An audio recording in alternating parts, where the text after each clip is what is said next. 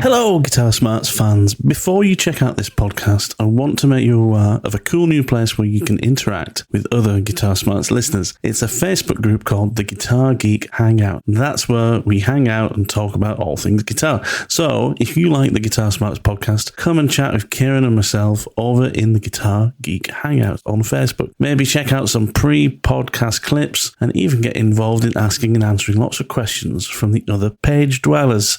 Hope to see you there.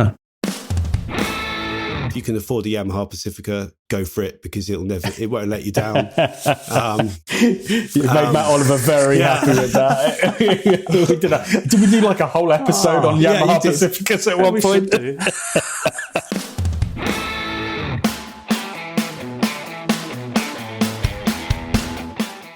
Greetings, welcome to another Guitar Smarts podcast. Thanks very much for joining us.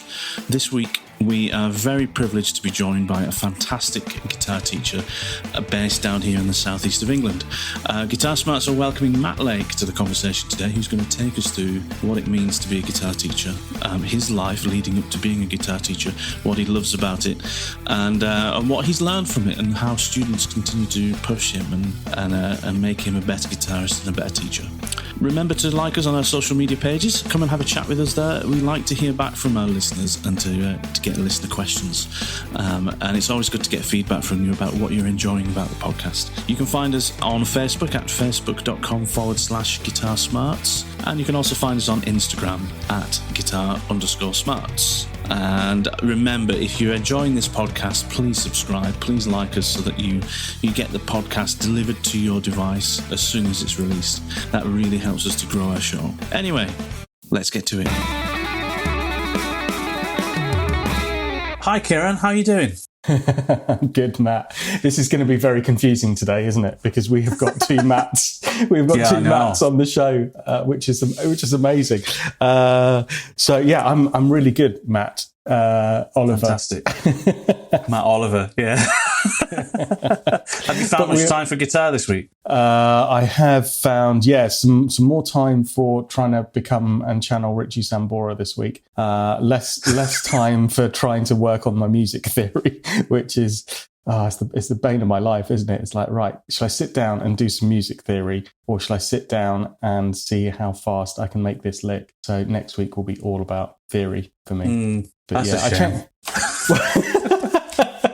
No, it's not really. Do you know what? Learning music theory is kind of like, it's like you're going down like a sink in all the water spinning around, and you don't know whether you should be going down or try and fight against it. It's actually, what am I meant to be doing with this? Do I just take all the information, or do I kind of learn how to apply it? You know, it's anyway. Well, the wonderful thing is that as I've been doing this, I have had little light bulb moments already, but then that makes me go, oh, well, I'm just going to spend like the next 3 weeks just playing with that. And then I kind of go, I need to go back to the book again now. So, but yeah, it's been good. I've been changing some strings and setups on some of my guitars this week, just to make them a bit easier to play. Lockdown is wreaking havoc with kind of just not being able to play heavier gauge strings in the way that I used to. So yeah, moving lighter in some string gauges and stuff. But how about you? What you been doing this week? I've just been working. Work has been mental this week. So guitar playing's taken a backseat. I did manage to find a little bit of time the other evening just to finish the rewiring of my Les Paul, my old Epiphone, which I've had for like nearly 20 years now. And it's just, revitalised the guitar. Finally got rid of some really crap components that I put in there a few years ago. But that's it. That's it for me this week. Just a little bit of noodling and a bit of setup work. But let's get on with it, because we've got another guest today. We have. Super exciting. We have. Yeah, I can't wait to chat to Matthew Lake today. Matt Lake, he's a dear friend of mine, but he is an incredible guitarist who I've got to know over the years as a performing artist for many of the local bands in the area, Von Luger's, DLB. He's been playing guitar for well over 20 years. But the reason we've got him on the show is he is a fantastic guitar teacher, which a lot of the local musicians testify. If you want to get sharper and you need some lessons, go and see Matt. Right. So I thought, what a thing we could do on the podcast, to have a day in the life of a guitar teacher, someone that has to sit in front of students all day and listen to them and have the infinite patience to coach them through some of the things that we've been talking about on the podcast over the last kind of few weeks. So welcome to the show, Matthew Lake. Oh, thank you for having me. Brilliant to have you. It's a pleasure. It's a pleasure. So look, it's fair to say that you are really held in high regard as a guitar teacher. And what I want to first kind of start off with is how did you know this is what you wanted to do? How did you kind of set your sights on spending a life in music? It wasn't like a thing that I decided straight away that I wanted to do. I started playing guitar when I was about 13, and I'd played other instruments before and done the whole I didn't practice, and parents didn't want to pay for lessons if I'm not going to practice and all that stuff. And then I found this guitar in the roof of my parents' house that my mum played and gave up when she was a kid. And I found it fascinating. I genuinely thought I'd have it wrapped up in a couple of years. I thought this would be, and then the more I kind of realized that there was so much stuff involved, the more I just got into it. And then one of my first jobs was DIing potatoes at a chip shop for like £2 an hour when I was like 14. And I misheard that. I misheard that completely when you said DIing potatoes at a chip shop. Yeah. Like, I was just like, how do you put potato into a desk? I wasn't even allowed. You're not using an amp for it. You're just putting the potato straight into the mixing desk. Okay, yeah. Obviously, so it was nothing to do with music, and it was like £2 an hour. So it was like a cash in hand kind of. And one of my mum's friends, a family friend, had a son who wanted to play guitar. Again, I don't think she wanted to kind of go down the road of getting a full-on teacher and paying full price. And I needed a bit of cash, and said, do you want to teach my son for £5 an hour? And I was like, well, I was only making £2 an hour. So I started doing it, got on really, and I knew this kid for a very long time anyway. He's probably only 5 years younger than me. And then one of his friends wanted lessons, and so I did that. And then it just kind of snowballed a little bit to when I went to, and this is all while I was at school. And then I finished school and carried on teaching. And I didn't really make a thing of it.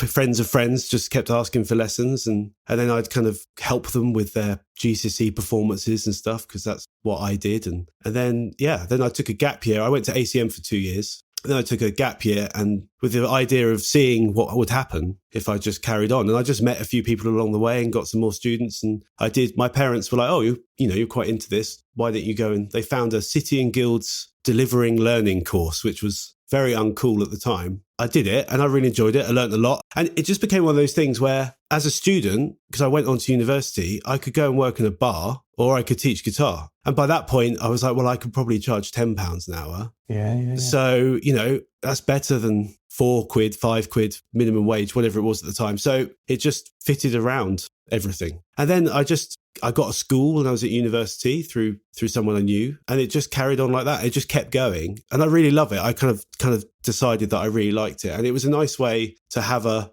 normal life without having to gig, or I could do all the normal things as well that I wanted to do aside from music. And it just kind of panned out like that, really. And it's just carried on, and it's just something I really love to do. That's amazing. So where are you at now in your kind of teaching profession? So you teach for schools, you have private pupils as well, right? So how often are you teaching in any given week? So in term time, I'm at school. I teach in 3 different schools, two junior schools, and one's a senior / sixth form college. So that takes up to about 3 o'clock every day from 7:38 in the morning. And then I teach, I've probably got about 20 private students at the moment that I fit in after school. So all day, every day. And then obviously in the holidays, some school students want to carry on, and some people go on holiday, and you just kind of, it's a bit more flexible in the holidays. But yeah, so that's where I'm at the moment. Just teaching a lot, actually. But and you've always, the thing that I love speaking to you about is you have a real passion for your instrument. I mean, you're an incredible 6-string guitar player as well as bass player. And you've always just come across as someone that just really loves their instrument and really loves music. And your theory knowledge is superb as well, and you're a gigging musician. So what an incredible mix to have of all of those kind of different facets, to be teaching, to be helping people get better at guitar, but also be out there as a gigging musician and playing all the time and making a living from it. Man, that's really cool. Yeah, I love it. My aim, I guess, when I always kind of knew when I started to look at colleges at school, I kind of knew that music was the thing. And at the time, we went to lots of colleges looking at sound stuff, because I don't know why, but at the time, lots of people were saying to me, that's where the living is, learn the tech side of things. And we went to ACM to their open day, and I just walked into the guitar room and I was like, yeah, I'm not into sound. I just, I mean, I am into sound in the sense from if a guitar makes it, but I don't want to sit there for hours EQing a snare drum. Do you know what I mean? I want to play the guitar. Not that there's anything wrong with that, but it's just not my thing, No, it's torture. Yeah, well, yeah, exactly. Yeah. And I remember my dad saying to me, I don't know how this is going to go, but if this is what you want to do, then you should probably try and do something with it. And my aim has always been to just play and teach, make a living out of music. I didn't have anything particular that I was like, I'm aiming for this. My aim was just wouldn't it be nice to get to 65, 70 and look back at a life of guitar playing? And that's, that's kind of what I wanted. I've always kind of said to myself, if you do something you love, you'll never work a day in your life. Well, yeah. Yeah, and like, it's there are times when it is a job, like anyone else's jobs. That when you have like at school particularly, you have to write reports, do parents' evenings, and do perform, and it's all good stuff. But like sometimes you'll get the odd week where, expect Christmas is the killer, because you get every school wants to do a Christmas performance, so you're involved, which is great. But also you've got gigs, Christmas gigs, tend to be writing reports at the same time. So you get kind of like, you end up with like 2 weeks before they break up of like, just, you don't go to bed. Well, I don't. I just end up going, well, I've got to do this and I've got to do that. And I've got to be here and I've got to be there. And, and also obviously none of the schools are related to each other. So you have to manage that time on your own, and schools, they're not overly worried about what the other school is doing. They don't want you to you can't be in two places at once. But yeah, so it's, it can get pretty, but then you kind of sit back and go, well, yeah, if I had 2 busy weeks, solid weeks, and all I did was play guitar and help people play guitar, and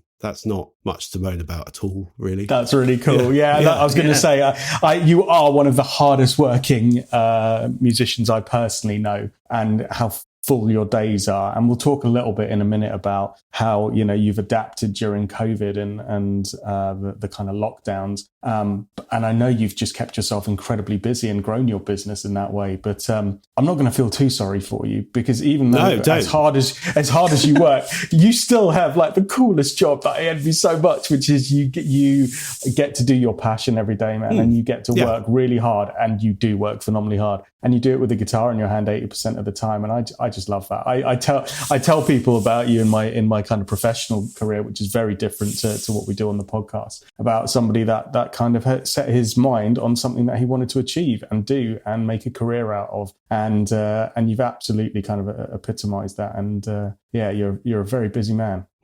Yeah, it's good. It's really cool. I just love guitar in any shape or form, really. So I've got no issue with sitting with a 7-year-old learning a D chord. Last night I was teaching a guy the jump solo, and that was really cool as well. That's really great. So it's like you get all, and it makes you. I don't know what other guitar teachers feel like, but I've definitely got better because of it. Because sometimes you get someone say, "I really want to learn this crazy metal song that's in like drop B, and it's like impossibly difficult," and you think, well, okay, so how am I going to do that? And then you'll find that there's nowhere online that's got sheet music tabs, so you're there going, right, I've got to work this out, or work out the main riff, or so it's quite good. It pushes you. Keeps you sharp. Absolutely. I think in any walk of life, right? And we've spoken about this on the podcast before, like one of the ways to get better is to put yourself into situations and play with other musicians where, they keep you sharp and they keep you learning. So, and you're talking about that from a teaching perspective, it's kind of keeping you sharp by having to learn stuff that you wouldn't necessarily normally learn. And, So what does the most rewarding kind of student look like for you? You've spoken about two extremes there, right? It's just, teaching a 7-year-old a D chord versus teaching somebody an Eddie Van Halen solo. What gives you the most kind of rewarding feedback from teaching somebody? Obviously, it's like, as teaching the more advanced stuff is fun, because when you have a student who, especially one you've taught for a while, so you've seen the journey from, the guy I was teaching last night, he's 18. I started teaching him when he was 11, and he's really gone through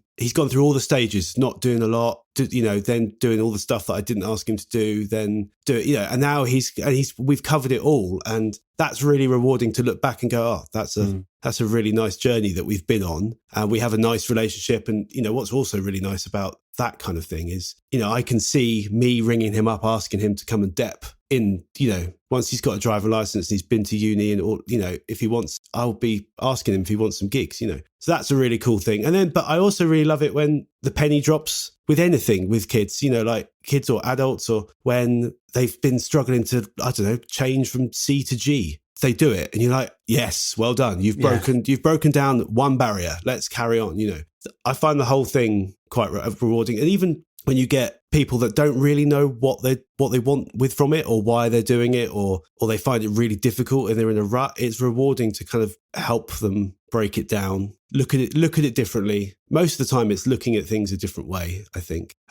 You have to sometimes approach things in more than one way to find out how you best learn. So I think you have to help people get out of their own way sometimes, don't you? Yeah. And sometimes people think that people really want to be able to do this and the goal is too big. It's not that it shouldn't be a goal. It's just that this goal has 5 subsections that you have to get through. But yeah, anyone who's just given it a good old go, and like you say, getting out their own way sometimes, listening to what I have to say, and challenging me sometimes. I've got a student who goes out of his way to find me examples of people doing things differently to how I said he should do them. And I love it. Because it always sparks a conversation of like, so yeah, okay.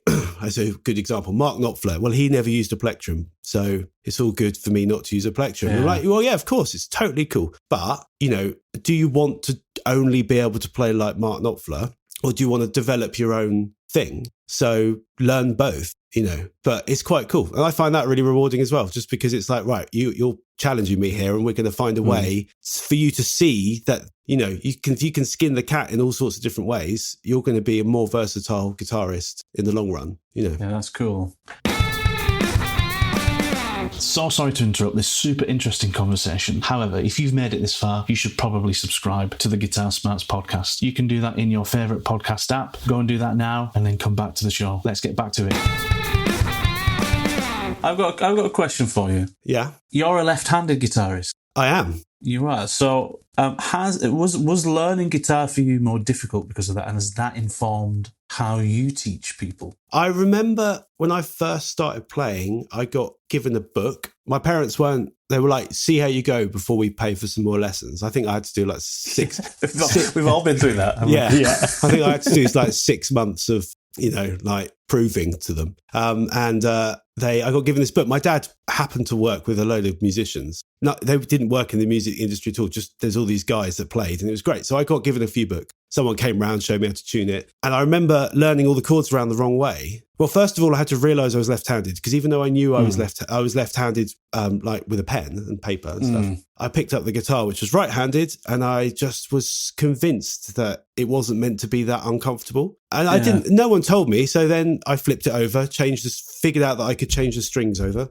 and then got this book, started learning a C chord. I was like, it sounds awful. And then I realized that every guitar book has got chord diagrams written for right-handed people.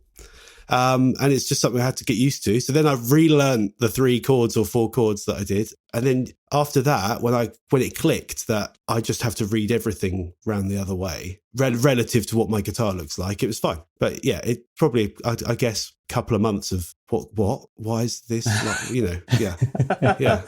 Do your students find it difficult watching you play, or if they're right-handed, that is, or is it generally not something that gets in the way of teaching? Do you know what? I find it harder to teach a left-handed person, because when I teach a right-handed person, it's a mirror image. That's a good point. So it's really, really easy for them to go, that's what he's doing. Sometimes it totally throws people off. Like every, I don't know, 1 in 10 new students will be like, you can tell their mind is just going crazy with that. They're looking at someone holding a guitar round the other way to you. And they say, like, if I ask them to play, I don't know, the second fret on the thick E string, they'll go to the top E string, and it just messes with their heads. But once you get it straight and you explain to them that it's a mirror image, they're like, oh, okay, that's quite nice. So you mentioned Mark Knopfler earlier on. This is you'll have a unique perspective on this, I guess, right? But guitar heroes and things grow as we grew up and came through the ranks. There was loads of them, or it seemed like there was a plethora of people to be inspired by.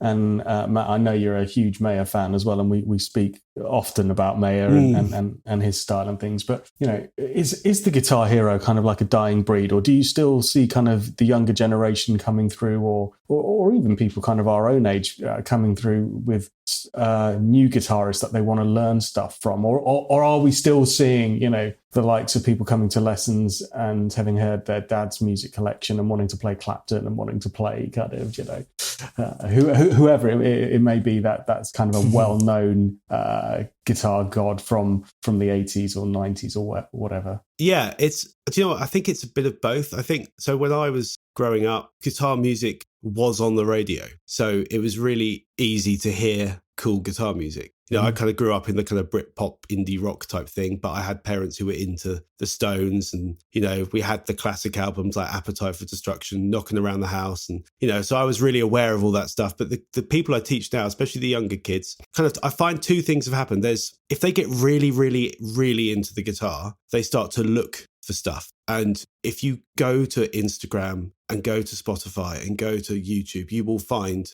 where the guitar heroes live. That's where they live. They're not, it's not, I guess, I can't think of a really, really huge band that's new that has a killer, like almost like, the old bands like Van Halen had a lead vocalist and a lead guitarist, and they were as famous as each other.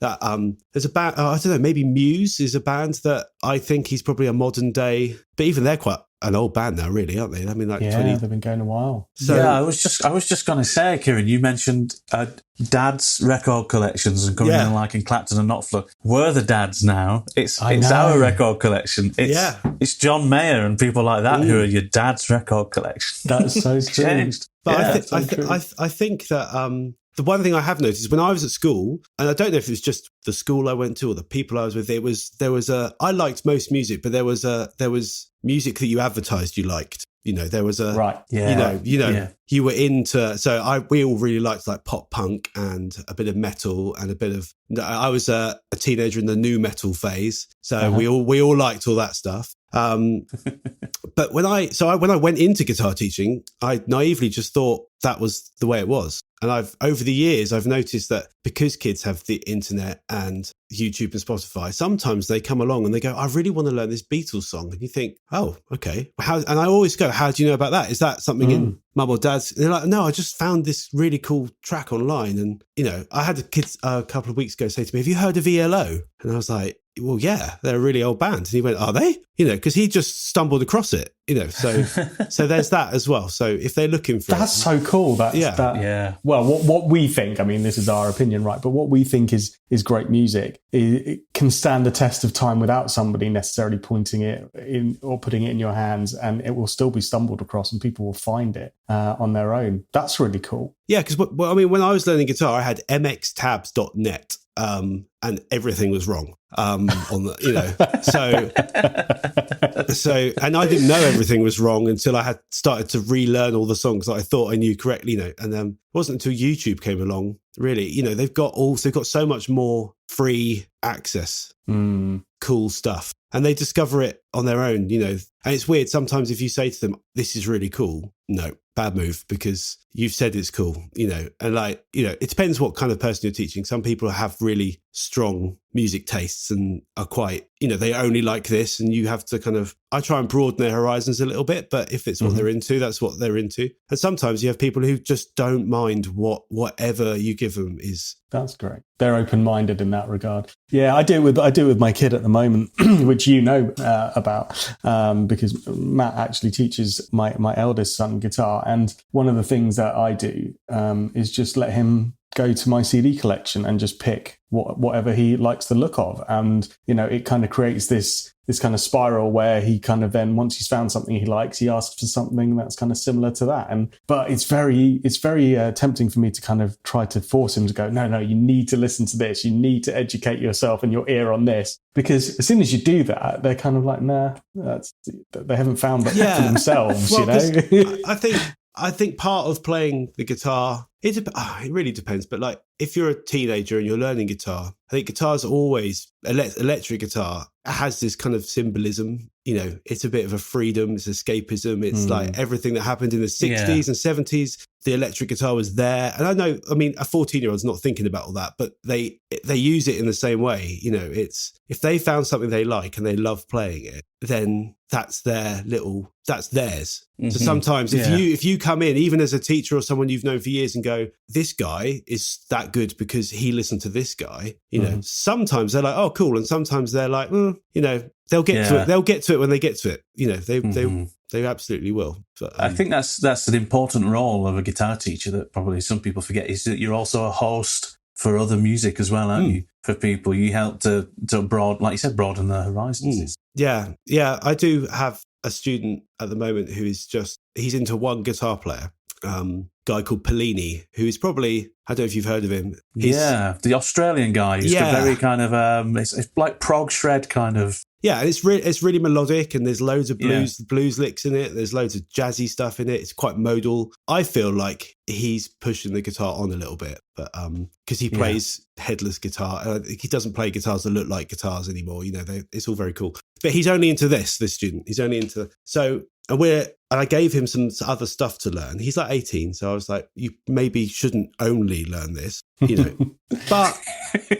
That's all he wants to do. And his project for himself at the moment is he wants to learn the entire album. And I was like, well, actually, that's quite a cool project. And you're not going to forget how to play an F chord just because we've done, and if he's playing that kind of stuff anyway, he's already quite advanced. So sometimes it's good to go, well, because it's full of technical stuff. So when he gets a bit older, and if he decides he wants to play in a pub band or a wedding band, everything's going to feel very easy to him because he's done all that technical stuff. So, and as he gets older, he'll get into other things. He will, because he'll meet people that like other things and have different experiences and all that stuff. And it all goes into what you end up loving out of music, doesn't it? Yeah. And invariably, once you've kind of completed that project and you've fulfilled that goal, you're going to look for your next goal. And it will probably be something different after that. But there's that sense of accomplishment. I remember doing that. I remember doing that with Metallica's Black Album. In the day, I was like, I just want to learn every song on this album. And for the sake of everything else, for the next kind of however many months it's going to take me, I'm just going to learn every single song on this album. But after that, you just go, okay, now I need to go and do something completely different. Yeah. And in itself, it's a lesson in going, right, okay, well, if I've learned an entire album that's difficult, then I can learn anything I want to learn. That's probably what he's going to take away from this, really, is although he's loving playing it, I do things with him like, right, so this bar's in 9/8, what does that mean? And what's, this lick is got all these notes in it, what chord is it? You should be able to work out the chord from looking at a bunch of notes and stuff like that. So, and he's quite open-minded to that. So I'm still getting the guitar teacher stuff in under the radar, while he's learning this album, which is quite cool. That is great. And that's actually, those specific things you just mentioned, I feel like those things were like missed a lot of the time when I was learning guitar. And I feel like I'm paying the price now for not having done that previously, for not supporting those things I wanted to learn with foundational information that's important. And it's stuff I'm really trying to work on now, trying to work on harmony. I feel like I spend all my time trying to figure out guitar solos and cool things, and I've never supported it with, well, what's the harmony information underneath? Why are those choices made? That's something I'm doing now. And I've been playing guitar for 25 years. That should have been with the early stuff. It's a weird one, that, because you kind of can't give it to people until they're ready to receive it. Like that they have to want to know what the chords are underneath. Yeah. I think, but chords are king in my head. Like, and I didn't learn that for a long time. My brother is quite, he's not quite good. He's very good piano player, and he did a jazz course. But he doesn't read a note. He learned piano like a guitarist would learn guitar. He knows theory applied to the instrument, but he's just missed a chord. This chord does this and it means this. And through playing with him a lot And, when he was doing this jazz course, we both lived at home. So he'd come home and I'd be like, right, I kind of did it alongside him sometimes. It'd be great. And you just start to realize that everything, chords come from scales, but you can't really use scales limitlessly until chords running along in the background, I think that's the beauty of having a great guitar teacher, isn't it? It's somebody that, well, as we've spoken about, somebody that can tune your ear into different kinds of music and influences and kind of broaden your musical sensibilities. They can teach you the kind of fun stuff that you want to learn and the stuff that's going to keep you engaged and motivated to keep practicing and keep pushing the playing. But at the same time,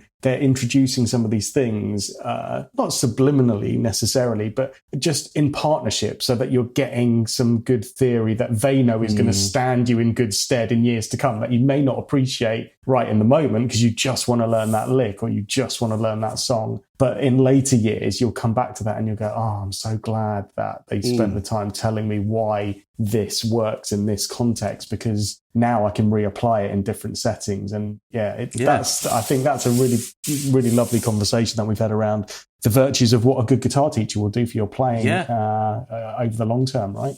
It's the why, isn't it? Like you said, we spend our time learning how and forgetting the why. Mm-hmm. And that's a good guitar teacher like you, Matt, is you're remembering to reinforce the why we play things and not just how. Absolutely. You do sometimes get a bit of pushback, like sometimes it's every now and again with someone who's, I guess I'm speaking about people who've decided that they really like it. Whether they're going to do it professionally or not is another matter, but they like it enough to want to know how it works. So sometimes, you kind of have to gauge them. If you can tell it's the day they've had a long day at school or exams and stuff like that, it's like, right, should we just rock out and learn something cool?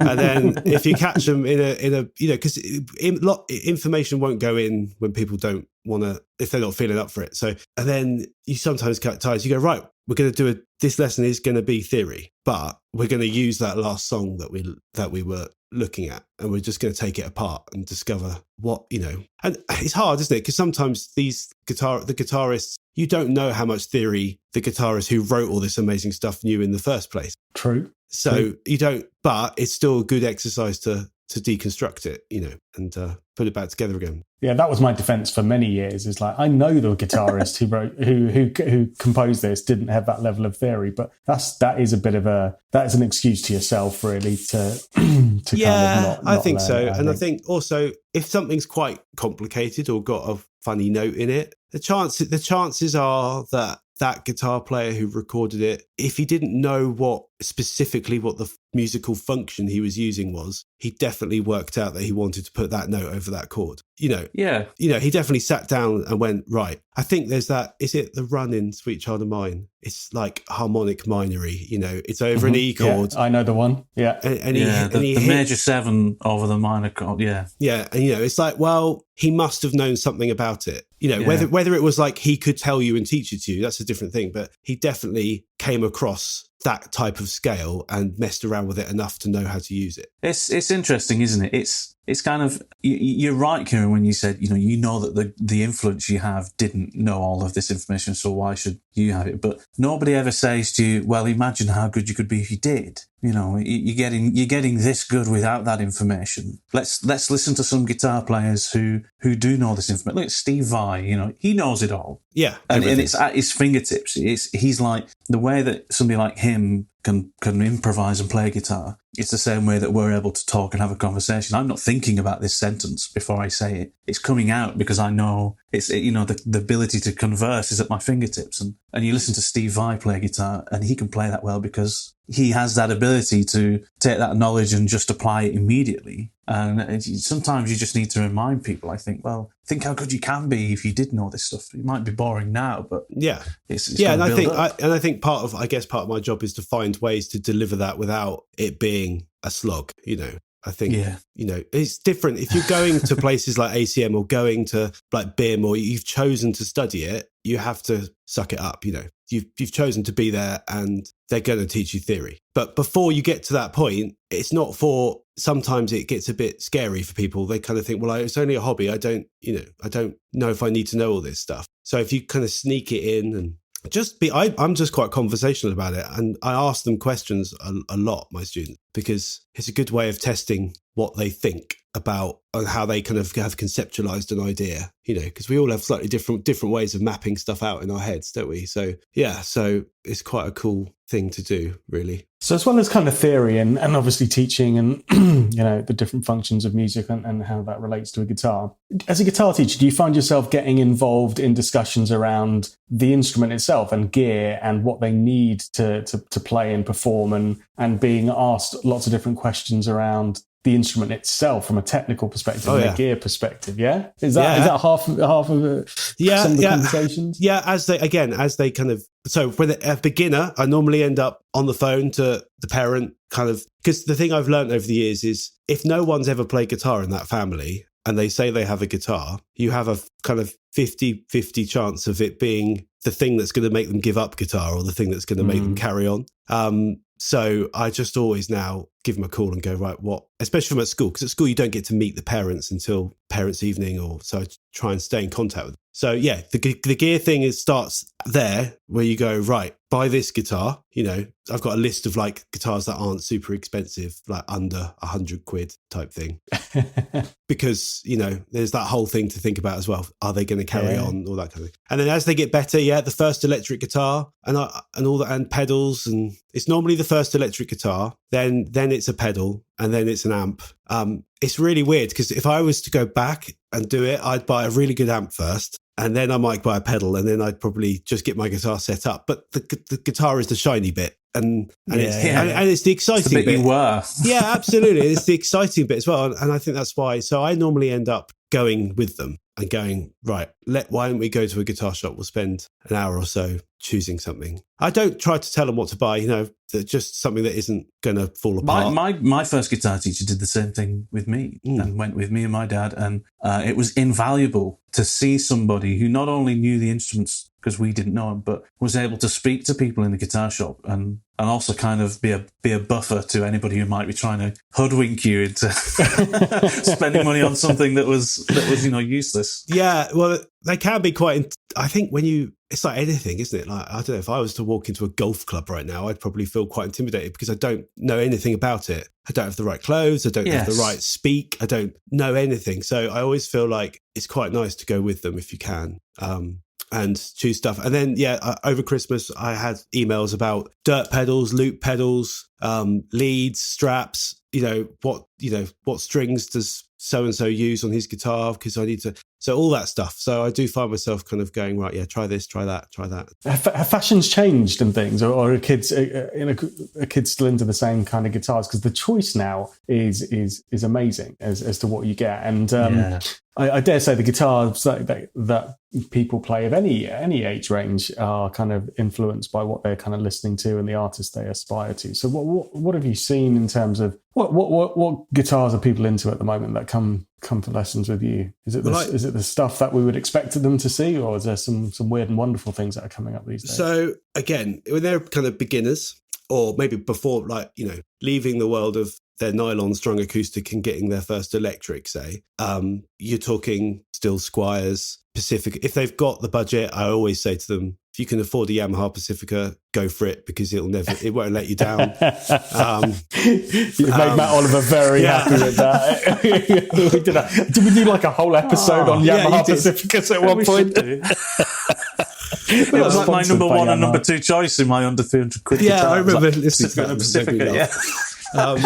Pacifica, but the Squiers, and then obviously there's different. I think there's like a bullet strap, which is cheaper than a normal one, and then there's some cheaper Epiphones that probably fall into the same bracket as the Pacifica. I try and get them to go for things that, well, again, I try not to influence too much, but those things are reliable. And then it's interesting because when they are on to their £300 or £400 guitar, that's when they kind of feel more confident. I've found they'll go and do it on their own.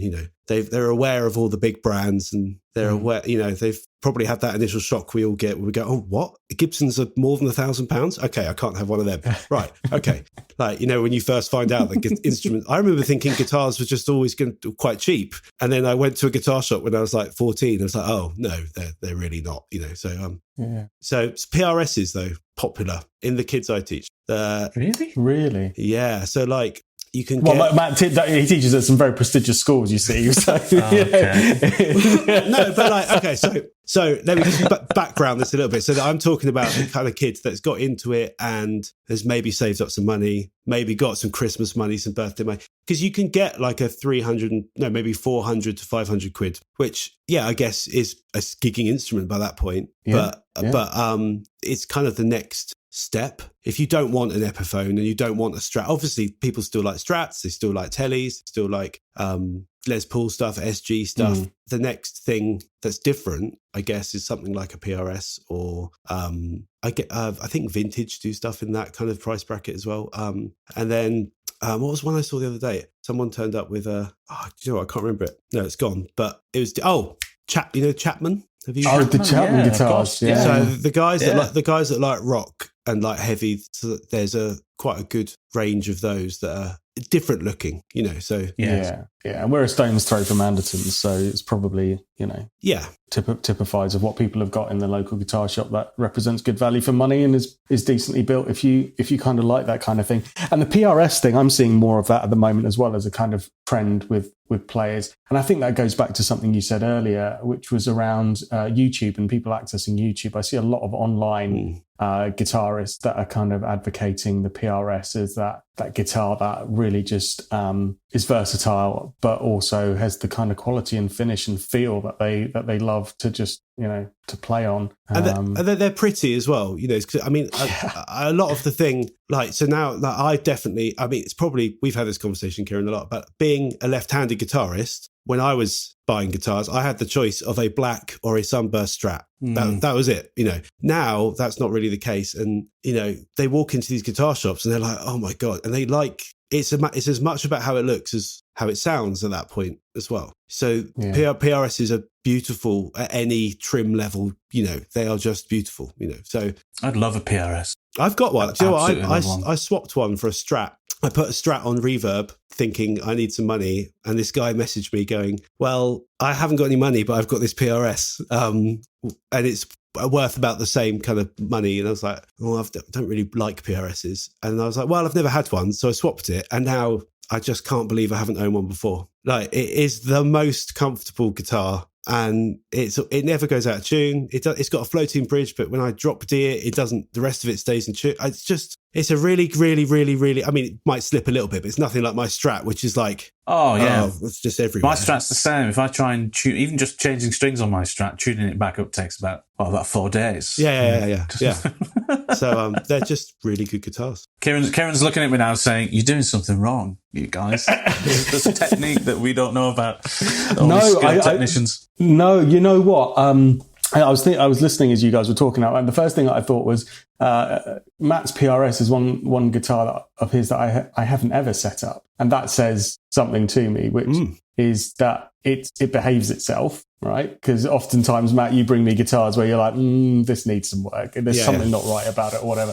And then the other thing I was thinking of course, we know PRS as a company finish and fit their guitars really nicely, but something inherent in the design of it as well, I think, lends itself to that. So it's no great secret that they looked at, the kind of S-style guitars, the Strats, they looked at the Les Pauls as Paul Reed was developing these guitars and tried to resolve some of the issues that exist with those guitars in terms of, neck pitch and scale lengths and just some of the ways in which the guitar is constructed to help resolve some of the issues that inherently, makes them less stable and things. So the PRS itself, I think, has tried to improve on some of those designs, and even like the Harley Benton style PRS that I've got. I'm just amazed at how well it stays in tune and behaves itself, considering, it's an inexpensive guitar. But yeah, this hour is getting ahead of us, and I've got so many more questions I want to ask you. But maybe we've got time for a couple more things. One thing I want to ask you as a guitar teacher is for our audience, what's your top kind of tips that you would kind of advocate if someone is really trying to get better at guitar? What do you think your kind of advice would be to somebody that, irrespective of skill and experience level, but to help them break out of a rut or just improve? So play super regularly. It's not always about volume of time. Probably at different stages in your playing. If you're a beginner, you just need to play every day. Like if you play every day, you'll break down all the bridges, all the walls that get in the way, chord changing, picking, and then as you get better, choose stuff, be active in you want to do. Although having a guitar teacher will help you, be part of the process that goes, right, well, I'd love to be able to do that. And then if that's too difficult, well, how do I get there? Learn as many songs as you can on your own. Like if you do stuff on your own, as well as if you have a guitar teacher, obviously, try and follow what they've figured out for you. Learning your own stuff it just accelerates it. Like independent learning is the key, But, when you're frustrated, put it down, go and do something else, come back later, But don't practice so long and so hard, feeling like you're getting nowhere. That makes you just want to, cry, because we've all had that, it's just like, so you just, but the thing is regular, you got to do it. It's just, there is no way round. It can be an amazing, but truly frustrating instrument at times as well. So you just have to keep plugging away at it. One thing I get people to do when they're frustrated is I'm like, film yourself playing something. Don't stop, just film yourself. Put it in your phone, forget about it. Put a note in your diary for like 6 months' time to remind you to watch the video. If you have practiced every day, every other day, there will be an improvement, and you will look at it, go, I can't believe I couldn't do that. You need to self-assess, I think. I'm going to do that. I feel very inspired to do that now that you've mentioned it. What a great I've never done that. Yeah, I do it. I only started doing it personally in the past, I don't know, probably like 5 years ago. I heard someone say, and I just film I put them on that WhatsApp group mainly because it's easier for me to, so every now and again a video of me will be on the WhatsApp group playing guitar. It's mainly so I can come back to it and go, right, have I nailed it yet? Is this the Meat, Rum and Music Committee? Yes, okay, it is. Yeah. Hey guys, we need to get you onto it, Matt. Oliver. Yeah, Matt, you need to join. You need to join. And lastly, before we close today, we've sadly run out of time today. But you know what? I dare say we're going to have you back. Because we've got a whole bunch of other questions that I'd love to talk to you. No, I'd love to come back about. And as someone I speak to regularly, you always have such a wonderful philosophy on guitar, and you've helped me personally at so many points. Not by being my guitar teacher, but being like a mentor in some ways when I get stuck with something, or when I'm having kind of like a nervous breakdown about a piece of theory. You always have this way of just kind of grounding me and going, well, look, we're all on our journey. We're all kind of going through this together, and here's how to think about it. And there's been so many times where I've just gone, you know what, he's right. And I've gone back and thought, I'm going to try it in a different way. So even that little bit of advice you've given us today around record yourself and then have a look at it in a few months' time, and you will feel proud of what you've achieved. If you obviously, you could be very disappointed if you don't do any practice. So it can backfire, but you have to make sure you do the practice. But yeah, I guess the one thing, this is a bit, airy fairy, I guess, but it's not the result.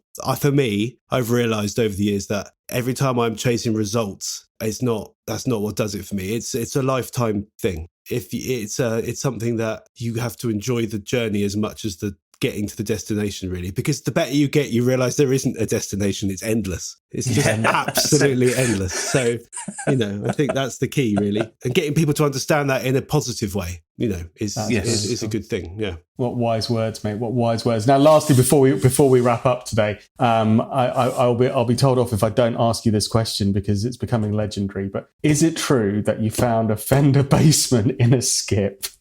Well, yeah, it is kind of true. I was talking to the guys that we had a band practice the other day, and they were like, was it really in a skip? And I don't know. It was heading for the skip. It was definitely on the way to the bin. There was a skip in this guy's drive. It was my cousin, my wife's cousin. His dad played bass in this big band, and he had this bass man, and it was like propped up against it or something. It was a long time ago, and I just said to him, "What do you do with that?" He's like, "Well, it's going in the bin." And I was like, "Why?" It's like a really old bass. He's like, "I don't care about it. I don't play it. I don't." He bought it new for probably like hardly anything, and I was like, "It's really cool." So he said, "Well, do you want to buy it?" And I looked up how much it was worth, and I think at the time they were probably worth like 200 quid, and I'd had 50 or something. And he said, "Well, it's going in the bin, so give me what you can have, what you've got." And it sat for about 10 years doing nothing. And I finally got it last year. I think I got a guy to sort it all out. And it's a beautiful, beautiful amp. Oh, I can testify to that. You sent me a video of you playing it the other day, and I just wrote back and I went, it is that sound. It is just epic. It's just epic. And you actually included at the beginning of your video, before you started playing, a very, in true style, for yourself, a very humble and kind of grounding statement, which was something along the lines of, I think amp modeling and all of those, I think amp modeling and all of those kind of things have come a very long way, but still they've got a way to go. And then I heard you play the bassman with your Strat, and I was like, yeah, you can only get that sound in one way, can't you, really? Yeah. The only issue with it is it weighs the same as a bus, so it lives at my house, and I play it. If I have a big gig or an open air thing that I'm going to be at all day, I'll take it. But the rest of the time, it's just a nice thing to have, really. Well, what a pleasure it's been having you on, Matt. Thank you so much for joining us. Thank you so much for having me. I've really enjoyed it. Absolute delight. We'll have you back again soon to talk more about